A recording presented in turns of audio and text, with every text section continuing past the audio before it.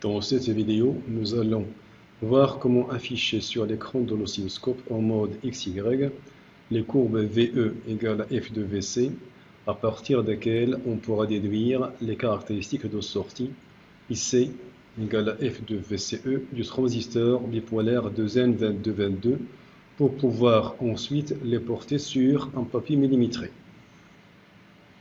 Nous avons besoin pour cette manipulation, premièrement, du circuit de la figure 6 réalisé sur la maquette en configurant les cavaliers C1 et C2 comme décrit dans le rectangle jaune qui se trouve sur la maquette.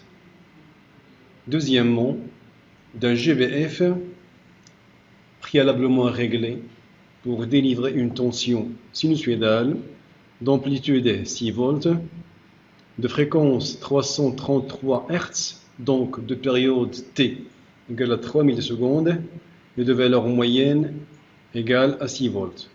Troisièmement, une alimentation VCC plus 15 volts pour délivrer le courant de base IB. Quatrièmement, d'un microampèremètre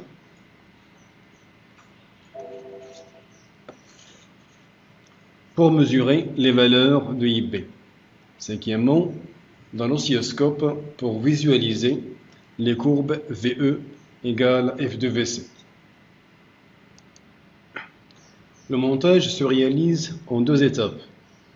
Dans la première, nous relions le circuit aux sources d'énergie, c'est-à-dire au GBF et l'alimentation. Nous disposons le cavalier C1 pour fermer la maille du GBF, puis le cavalier C2 pour fermer la maille de l'alimentation VCC. Nous branchons ensuite le GBF à l'endroit prévu sur la maquette. Nous utilisons pour cela, comme d'habitude, deux fils, un rouge et un noir.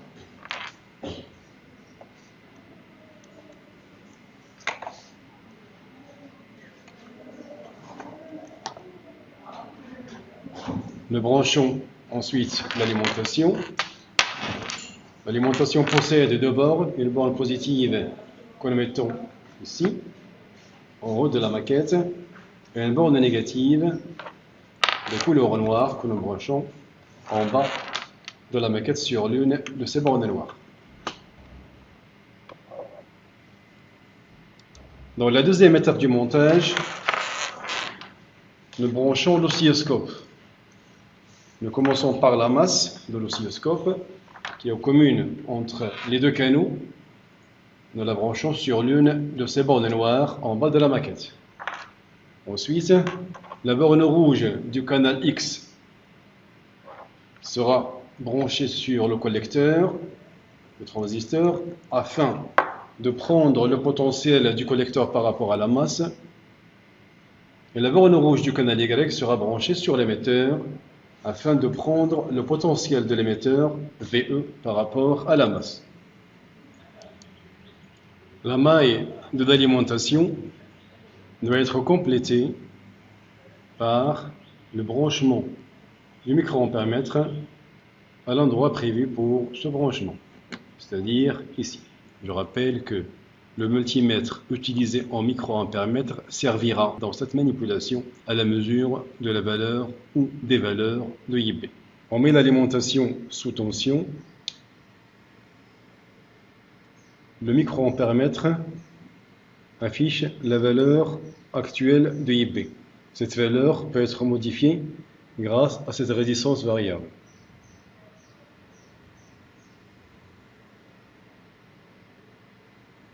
On met le GBF sous tension aussi, puis l'oscilloscope également. Les deux canaux sont en mode DC, bien entendu. On fait apparaître les signaux en sortant les boutons GD. Et on vérifie la présence des signaux VC de T relevé par le canal X et VE de T relevé par le canal Y avant de passer au mode XY.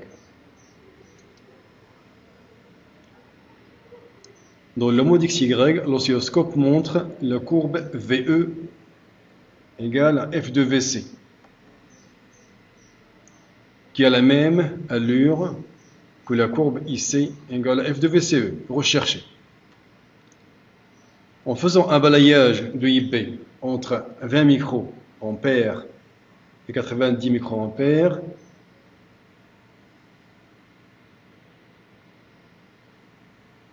on découvre la gamme des courbes VE égale à F de VC, que l'on peut visualiser une par une sur toute la surface de l'écran en changeant l'emplacement de l'origine. L'origine peut être placée sur l'écran,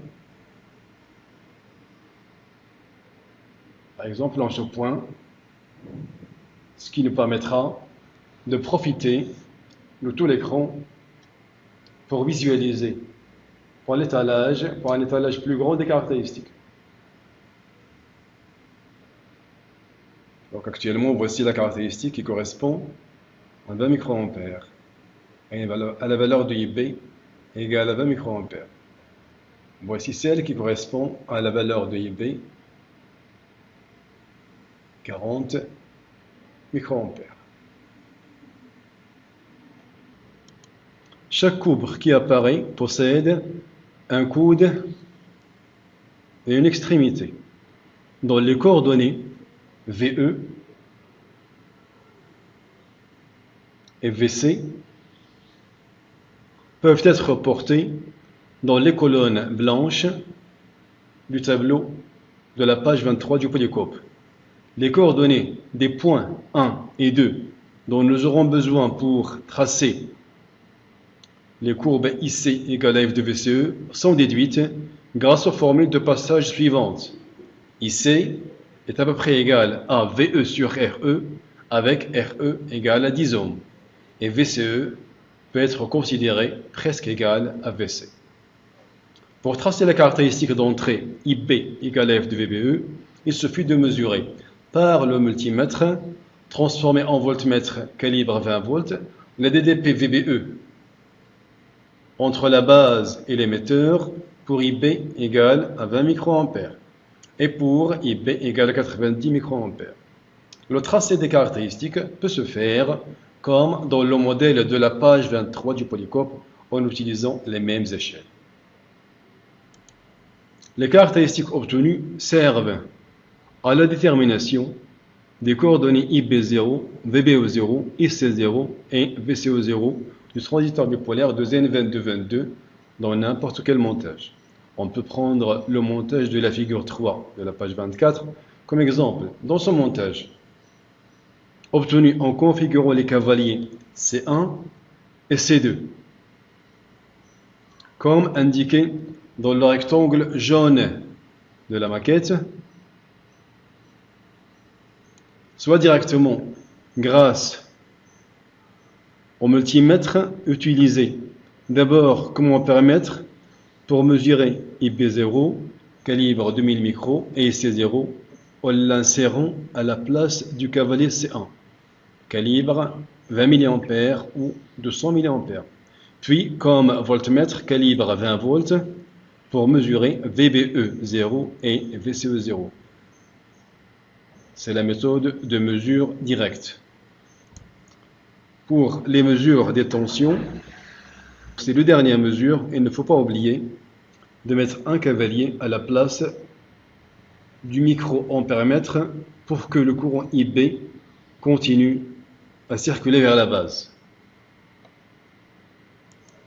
La détermination des coordonnées du point de repos peut se faire également graphiquement, et c'est le but d'ailleurs de la manipulation. La méthode est expliquée dans le polycopier. Le principe est très simple. On considère l'intersection de la droite d'attaque qui part du point de coordonnées IB égale à 100 microampères et VBE égale à 0 et qui passe par le point de coordonnées IB égale à 95 microampères VBE égale à 0,75 volts. Avec la caractéristique d'entrée, nous considérons l'intersection de cette droite avec la caractéristique de l'entrée. Le point d'intersection définit les deux premières coordonnées du point de repos, qui sont IB0 et VBE0. Les deux autres coordonnées, IC0 et VC0, sont tout simplement celles de l'intersection de la droite de charge qui passe par les points IC égale à 30 mA et VCE égale à 0, et IC égale à 0, VCE égale à 15 volts, avec la caractéristique de sortie, IC égale à F de VCE, correspondante à IP égale à IP0.